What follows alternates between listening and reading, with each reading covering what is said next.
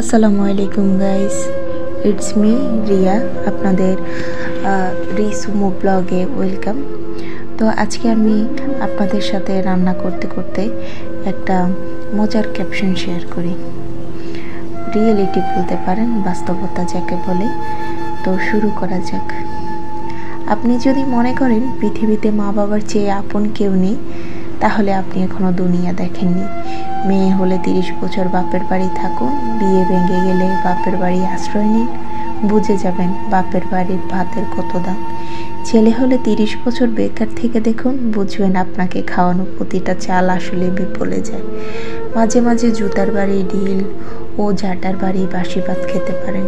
সবচেয়ে নিকৃষ্ট রূপ তো তখন মা বাবার দেখবেন যখন আপনার থেকে আপনার কোনো ভাই বা বোন বেশি অর্থ উপার্জন করবে।